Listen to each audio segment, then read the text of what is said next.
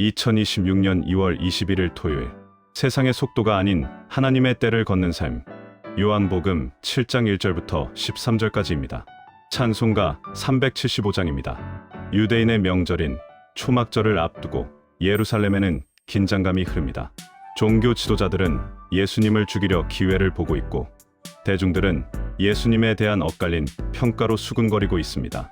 이 위태로운 상황 속에서 오늘 본문은 예수님의 행적을 통해 우리에게 참된 신앙의 길이 무엇인지 알려줍니다. 가장 가까운 가족이었던 예수님의 형제들은 그분의 표적을 곁에서 지켜보면서도 정작 예수님을 구세주로 믿지 못했습니다. 어린 시절부터 함께 자라온 인간적인 익숙함이 오히려 그들의 영적인 눈을 가린 것입니다. 생각해보면 먼 훗날 구속 사역의 전 과정을 성경을 통해 온전히 살펴볼 수 있는 이 시대를 사는 우리야말로 얼마나 큰 은혜 안에 있는지 모릅니다.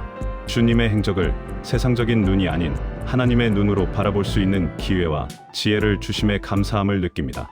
형제들은 예수님께 자신을 세상에 나타내어 실력을 증명하라고 부추깁니다. 당장 눈에 보이는 성과를 내서 스스로 메시아임을 입증하는 세상의 방식을 생각한 것이었습니다. 그러나 예수님은 단호하게 내 때는 아직 이르지 아니하였다 하시며 거절하십니다. 주님께 중요한 것은 세상적인 기준이 아니라 하나님의 뜻과 시기에 맞추는 것이었습니다. 우리 역시 통쾌하고 명쾌하게 모두를 설득하고 자신을 증명하고 싶은 유혹을 늘 느낍니다. 자신의 영광을 구하는 이러한 세상적 조급함을 버리고 하나님의 시기에 맞추는 방법을 구하며 기다릴 줄 알아야 함을 깨닫습니다. 예수님은 철저히 하나님의 지혜를 따르시는 모습을 보이셨습니다. 살기등등한 유대인들을 피해 갈릴리에 머무시다가 하나님의 때가 이르자 하나님의 뜻에 순종하여 위험이 도사리는 예루살렘 성전 한복판으로 묵묵히 걸어 들어가시는 어려운 길을 택하셨습니다. 우리도 현실과 영성 사이에서 끊임없이 하나님의 음성에 귀를 기울이는 노력이 있어야 함을 깨닫습니다. 세상의 위협 앞에 굴하지 않고 받은 소명을 실천하기 위해 영적인 민감함을 유지해야 할 것입니다.